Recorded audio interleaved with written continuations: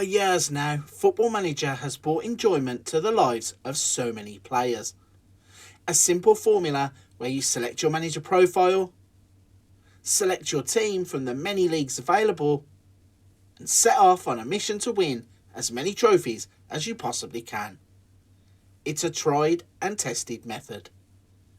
But what if you wanted to try something different? Maybe the shine has worn off winning another Champions League title and you want a new challenge. Well, this is going to be a save with a twist. In this save, I'm going to be different.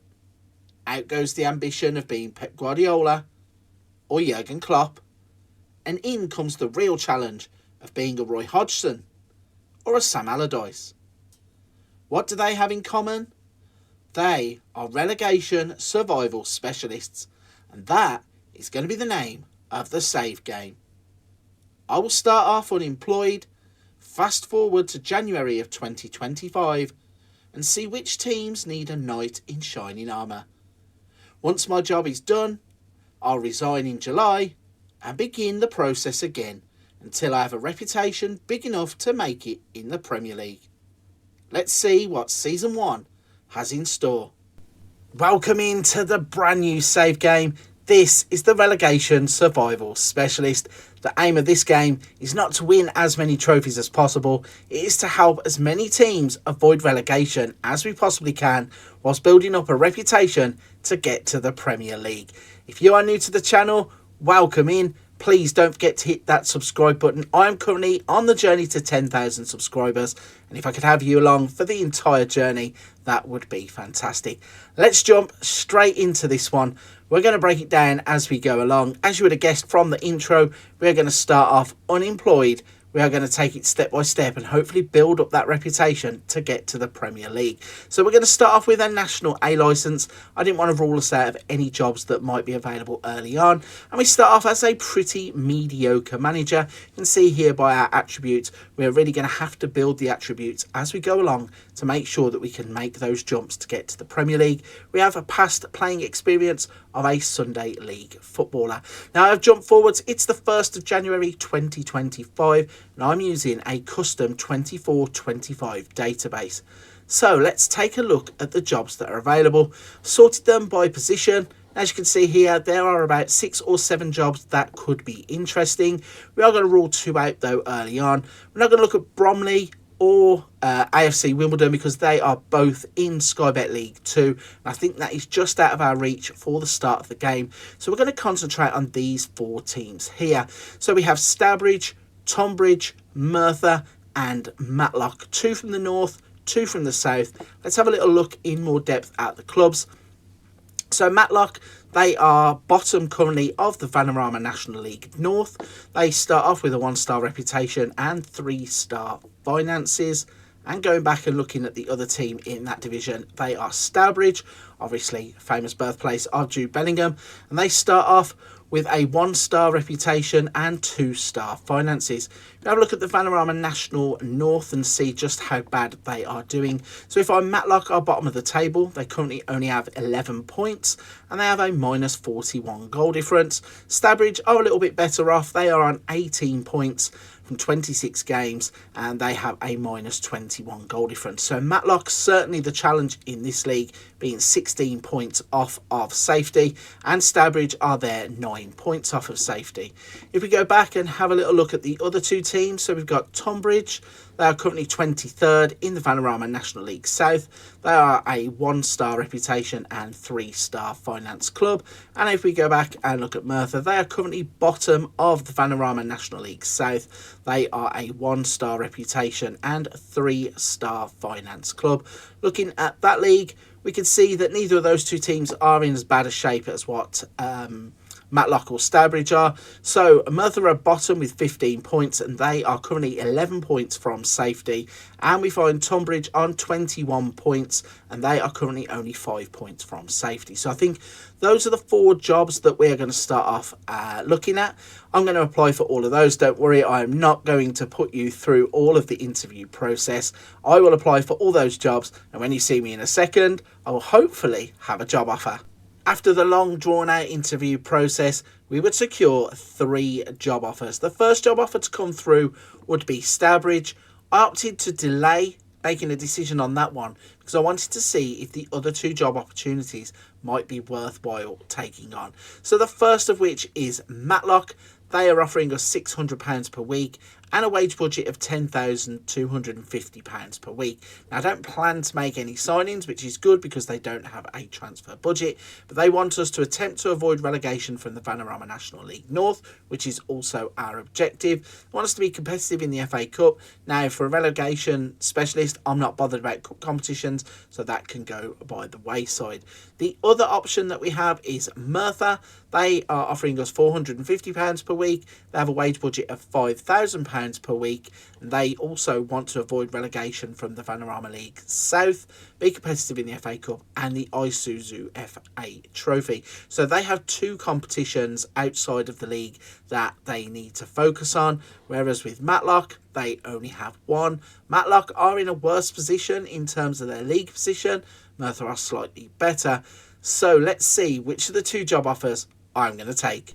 If you guessed that I would take the job at Matlock, give yourself a pat on the back. This is going to be the first club of the relegation survival specialist save.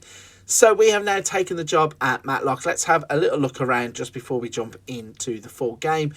So they are a 1-star reputation team who were media predicted to finish in 24th, which is the place they are currently occupying. They do not have a director of football. They do not have an assistant manager. So certainly this is a position that I will be looking to fill pretty quickly. They play at Causeway Lane, which can hold 2,400 people. They have poor training facilities, basic youth facilities, basic youth recruitment. So in the current season, they are in the FA Cup, they are in the Vanarama National League North, and as we noticed, they were knocked out of the FA Trophy in the second round. It says that the club enjoyed their best spell of success in the 70s, now enduring a 20-year barren spell, having not won a competition since 2005. The Gladiators have a history which they can be justly proud. Matlock won the FA Trophy in 1975, finished runners-up in the English 7th tier for the only time in 1984, and runners-up in the 8th tier in 2004. They won the Northern Premier Cup in 1978 and 2005, and were runners-up once. Let's have a look then at our squad. Now, looking at the squad overall, we don't have a lot of players, which could cause some issues, and I did say I weren't going to sign any players, but I may be forced into the transfer market as we literally don't have enough players to fill a squad. They are currently playing a 4-2-3-1 system, which has O'Grady in goal, Clayton, Milner, Kendall, Granite, then DeRose, Thompson, Gibson and Smart are our current players. So let's jump into the game and have a further look at the club, and then I'll see about making some transfers maybe, and we'll set up for that first game. Now we have jumped into the game proper, let's have a little peek at what's been happening at Matlock before we actually arrived. So the first thing that we find is that they are bottom of the Vanarama National League North, which is exactly what we expected. They have 15 points now from 27 games and a minus 39 goal difference. So obviously they are shipping goals for fun. The only positive that I can see there is they have played 1 game less than everybody else. So if we can go in and win the first game, which hopefully will be the game in hand, we can instantly move ourselves off the bottom of the table. Looking at the other cup competitions, thankfully they've been knocked out of both, which is what I mentioned that I would like. The FA Cup, they got through to the second qualifying round, and in the FA Challenge Trophy, they got through to the second round. So this is the bit that is quite interesting. You might have seen just that I mentioned we couldn't put a full team into that formation. Well, this is the reason why. We don't have a full squad of players, which means that even though I didn't want to go out and purchase players, we are going to have to purchase players of some description, because we currently have no first team goalkeeper. We have Conor O'Grady, Josh Granite, George Milner, Reece Kendall, all playing as defensive players. Then we have Adam Clayton, Oliver Clark, Curtis Durose, John Johnston, Jake Thompson and Sam Smart, who can play as wide players or midfielders. Luckily for us, we have 3 players here who can play left or right, and we even have Jake Thompson who can double up as a striker. And then up top, we have Montel Gibson. So a quick look over some of the players then. Montel Gibson currently has 4 goals from 25 appearances in the league, which is probably not great. He's probably not getting service though. Looking at John Johnston, he is available for loan for some reason, which is a little bit crazy. What are they thinking? They don't have a full team, but you know, let's loan the players out. Currently, our best defender might just be Conor O'Grady. He has been at the club just this season. Then we also have George Milner, who can play in a number of positions, whether it be a right back or through the middle of the park, which probably going to need to lead on that versatility. So it's pretty obvious where we are struggling. We're going to need to get some players in. It's as simple as that. If we go into the tactics screen, I can show you that we are going to be playing the same 4-2-3-1 pretty much that they would like to play. And as you can see here, we are filling the team, but we have players like Grocott, who is a grade out player. We have Pierce Wright. So currently, with 3 days until our next match, we are struggling to fill positions. Hopefully, by the time we get to that match, we can have at least a few more players in. I would go through what our best 11 is, but we don't have 11 to play. Having a quick look at the schedule then, we can see that in the past 2 games they have picked up a bit of form, beating Starbridge 2-0 and getting a 1-1 draw with Darlington. But looking back across the season, it has been pretty dire. Shipping goals left, right and centre, 3-0s, 3-1s, those kinds of things.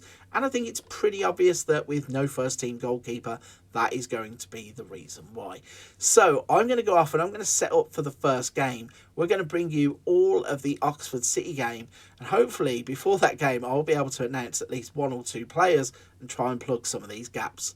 We have now jumped 3 days forward. It is match day for the Oxford City game. But first, we have managed to do some wheeling dealing. So let's show you the players that we have managed to bring in. The first of which was Rio Cardines. He is a former Crystal Palace player who can play as a left back or a right back. Next up is Dominic Richmond. The former Fleetwood Town player will be a contender to start up front.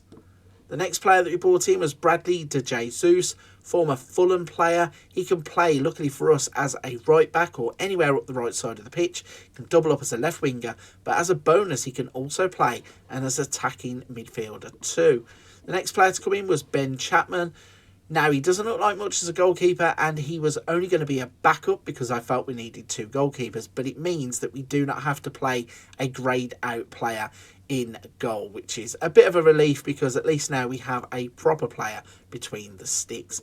And the final player to come in at the moment is Joe Nolan. He is a player who formerly was at Tranmere, Bristol Rovers and Ipswich, and he can play through the centre to give us a few options as we need them going forwards. Right then, so let's jump into the match day. We're going to line up in the 4-2-3-1 and the starting lineup will be as follows. So we will have Chapman in goal, Kendall, Granny, O'Grady and Cardines as a back 4. We then have Milner and Clayton in the middle. On the left side, Smart. On the right side, De Rose, De Jesus through the middle and Gibson up top. And luckily for us, because we signed those players, we also now can have 5 or 6 substitutes on the bench. Actually, 5 substitutes on the bench. No, in fact, we need a goalkeeper, don't we? Don't be stupid. We need a backup goalkeeper. So we have got a full bench too. So let's jump into our first game and see just how bad Matlock really are. I'm going to submit our team, go through to the match. Luckily for me, I don't do press conferences, don't do team talks and those kinds of things. So luckily, that is all complete. And we are just going to jump straight into the match as well. No messing about with all these pre-match handshakes and stuff. Let's get straight into the action. And crazily enough, the first 12 minutes have flown by because nothing has actually happened. There is not even a shot or anything happening on the pitch, which is quite crazy. I was hoping by now we would have something to at least show you in terms of highlights And when the first highlight does pop up, it's for Oxford. They put the ball into the box, it's played out to the edge of the area, and they have scored.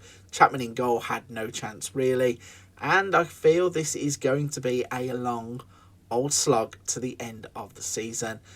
As you can see, it was whipped to the back post, headed out. Pekawa lays it back to Lumeko, takes a touch, nobody closes him down, and he bends it into the far corner to beat Chapman. And I think the writing might be on the wall. However, we have a corner. Clayton's going to swing it in. It gets headed away as far as Milner. What can he do with it? He plays it back to Clayton, who plays it to Kendall, who plays it back to Clayton. He has a shot from distance. That was unlucky. That's a bit more like it. If we could have a few more of those kinds of attacks, we might actually have a chance here. Maybe I've written us off a little bit too early, but with 38 minutes on the clock, we have had 4 shots and only had 1 on target, so it's not looking likely. But the next clip that comes in is a corner, and it is now lashing down with rain. It gets defended well, played back out to Cardines. Can he use his pace to beat the man? He can. He gets it into the box. Nothing happens, and the ball is cleared away. Clayton back to Cardines. Rose is going to have a shot from distance. It goes straight into the hands of the goalkeeper. So we are having some encouraging signs here. Goalkeeper lays it on the floor, smashes it forwards, and we've turned the ball straight back over. Milner is going to play it forwards to Gibson. What can he do with it? He's turned, got in another shot, and it's again straight at the goalkeeper. So we are at least working the goalkeeper, and the tactic that we have put in place is working, because all of a sudden we are having 9 shots with 4 on target. But sadly for us, there are no goals for us at half time, and we go in 1-0 down. Let's skip past the team talk, which we don't do, and get back on with the game. So 50 minutes on the clock, not a lot is happening. I think I'll give it to the hour mark and maybe make a couple of changes where I can. Reece Kendall is currently showing up as our best player on the pitch. He's scoring a 7. So yeah, let's make... Oh, we need to make some substitutions anyway, because Sam Smart is injured. So luckily we have Jake Thompson, who is a like for like. And I'm also going to bring on Dominic Richmond for Montel Gibson. Anybody else who we think we might need to change? Let's go with Oliver Clark for George Milner. And we will make all of our substitutions in one swoop and hope that they can have some kind of impact. I would love it if Richmond could get on the score sheet. That would be a great way to announce yourself as a new club. But as time is ebbing away, it just looks more and more likely that Oxford are going to hold on. I think it's time that we go very attacking in the hope of trying to at least force something. And it looks like we are going to have a shot at least. Cardines with the ball to Bradley. Clayton turns back. I'd rather he go forward there instead of backwards. Clark is going to play out wide to Cardines. So O'Grady's a bit here of like tippy-tappy football, but it comes into the box. Richmond is going to score, and then the flag goes up. Just as we get our hopes up for that debut goal for Richmond, the flag goes up and it's ruled out. But we got a corner, it's swung in, it's cleared away. Clark is on the ball, plays to Kendall, it's into Clayton, and as the cross comes in, it's up in the air, drops to Clayton again. Clark's going to pass it to Rose, and he's going to put the shot wide. I thought for a second that was going to hit the back of the net. It doesn't. It's gone out for a goal kick. So it looks likely we are going to lose the first game in charge, which, considering we didn't have a full squad of players, was pretty much likely to happen anyway.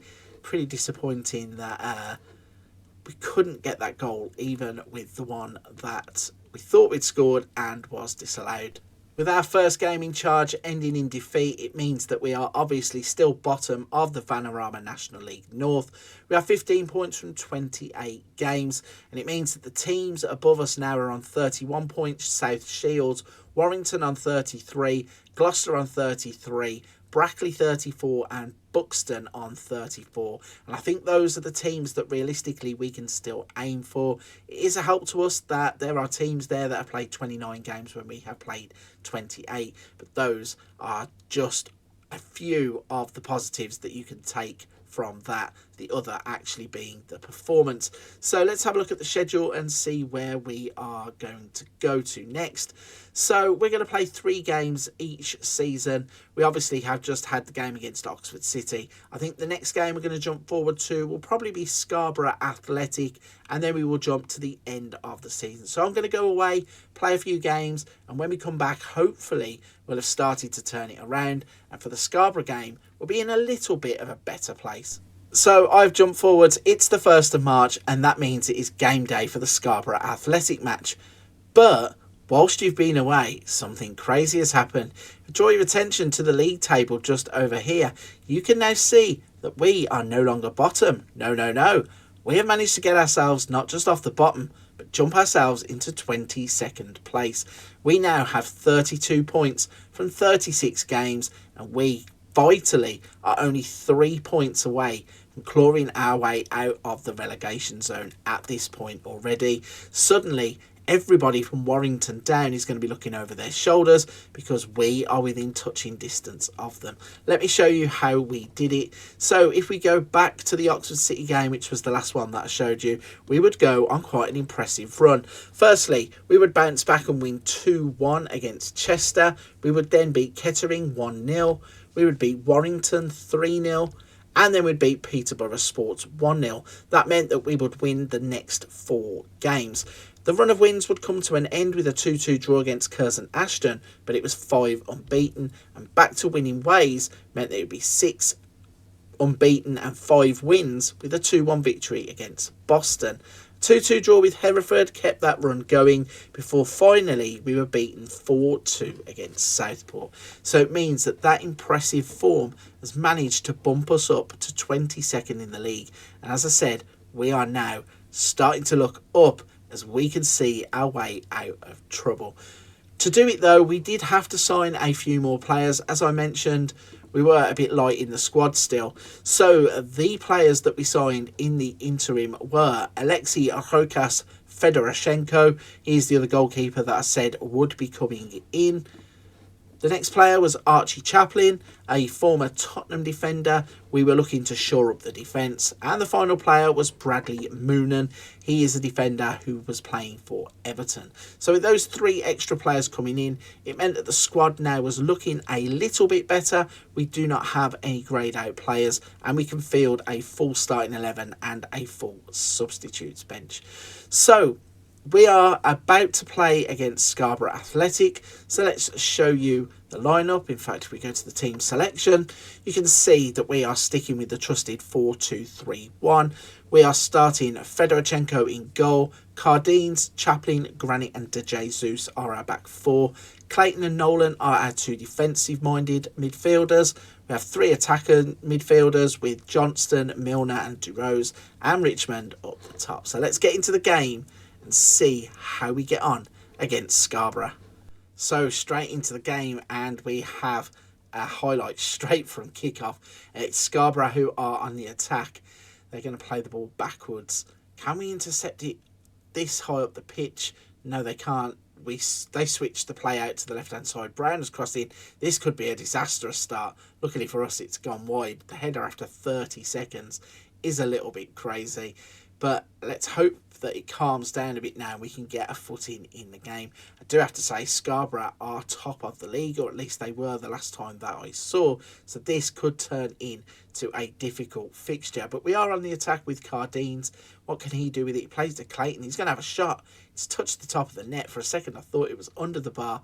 Goes over, and it didn't really trouble the goalkeeper. But it's positive because we have got on the front foot, and if we can do that throughout the game, I really think that we have a chance here, because again we are on the attack. A free kick worked to Nolan, worked to Johnston, shot is blocked, got to play the ball forward. Cardines brings it forward into the penalty area, out of the penalty area with a cross now. It's over hit, but Richmond will keep it in play. Plays to Bradley. Johnston goes down in the box, and we are going to get a penalty. It is going to be Mr. Clayton that steps up to take it.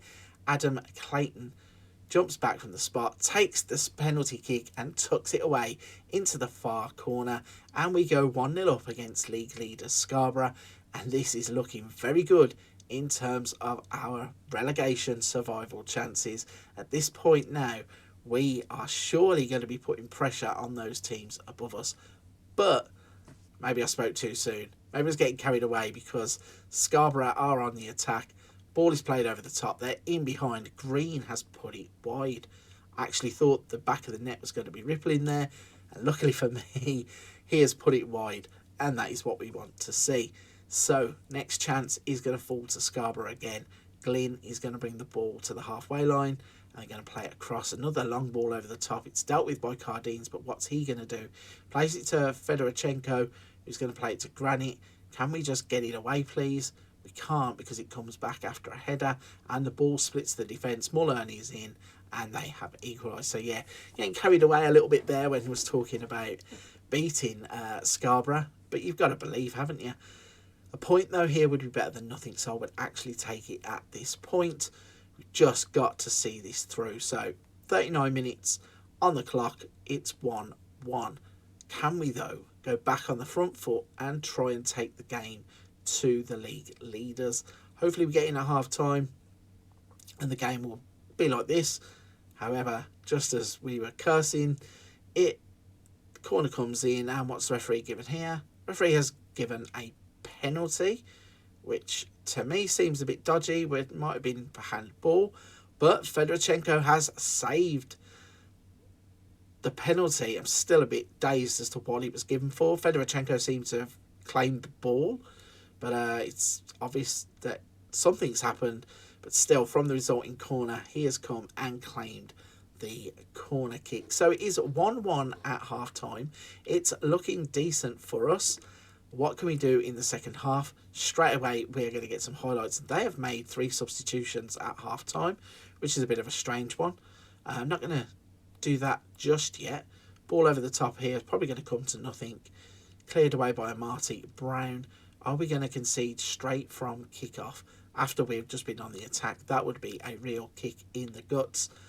Green has come the length of the pitch and he smashes it wide. Thankfully for us, nobody had put a foot in and he can't do anything with it.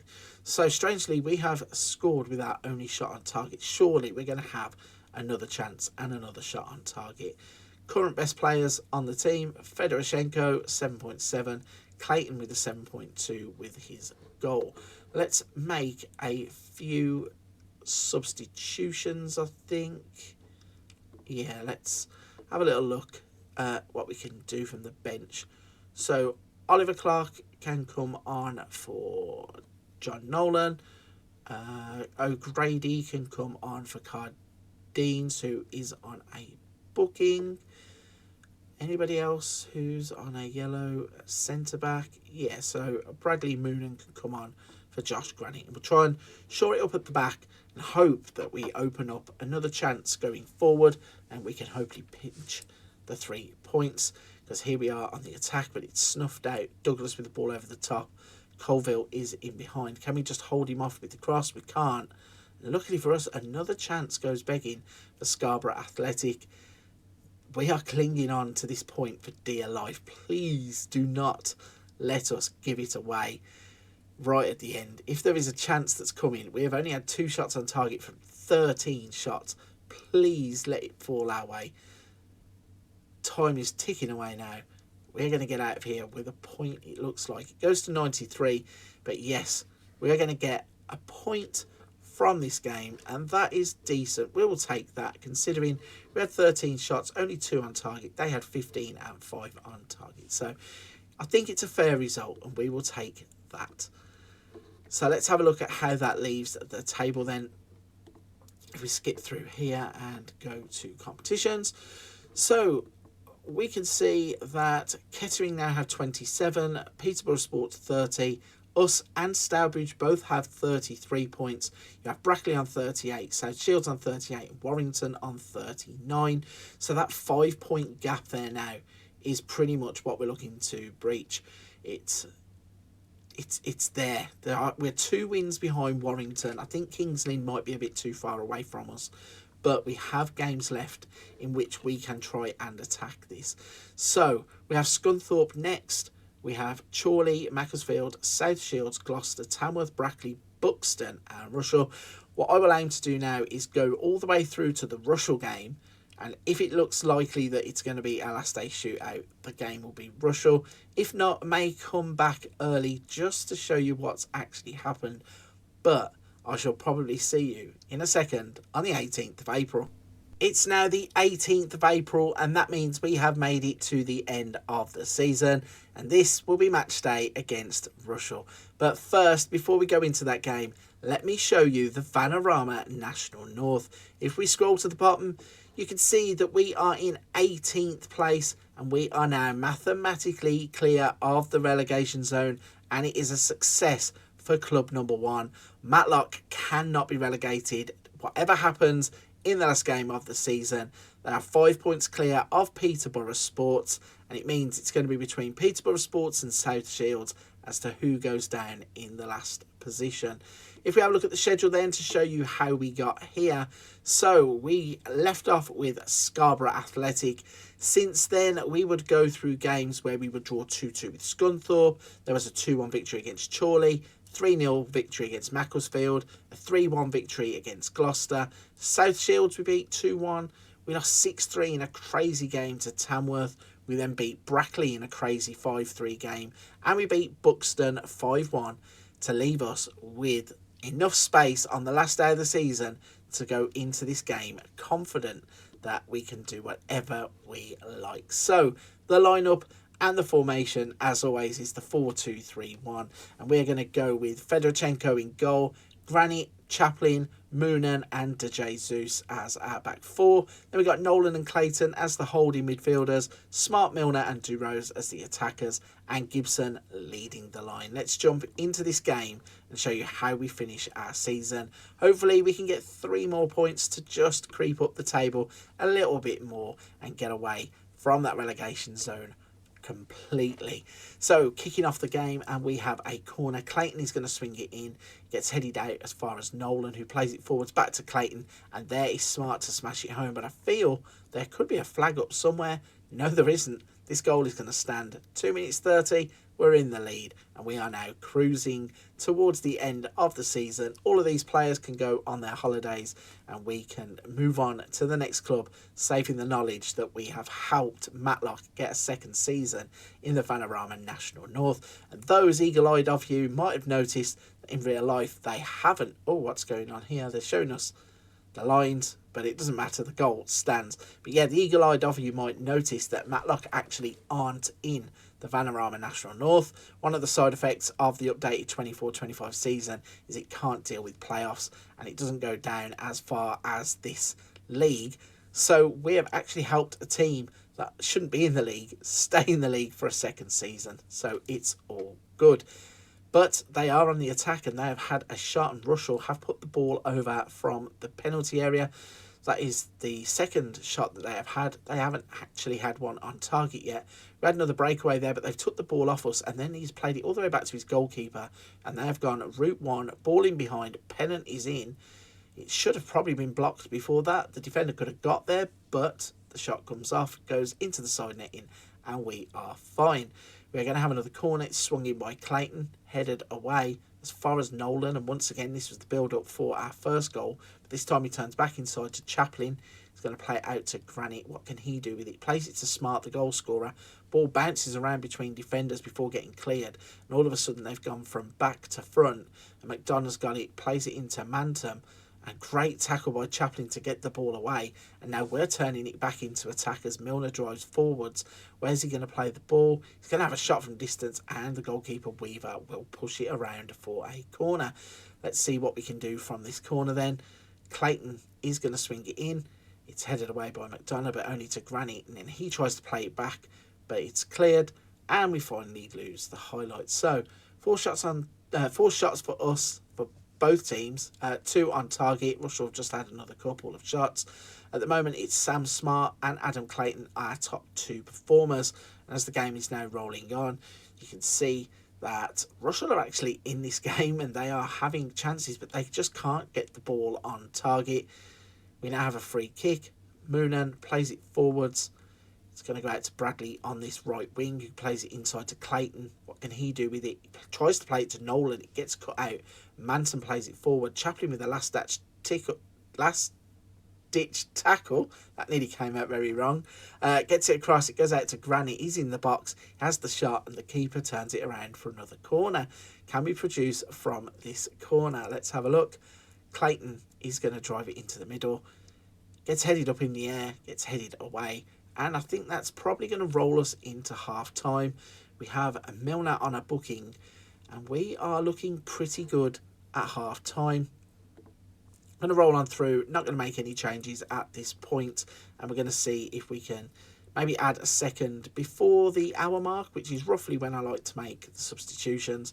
But instead, it should have been a 1-1 scoreline. Pennant puts the ball wide when it's probably easier for him to have scored from there. So getting off lightly with that one. But they do have a corner just a couple of minutes later. It's going to get swung in, and it's headed on top of the bar by Bood, and it goes for a goal kick.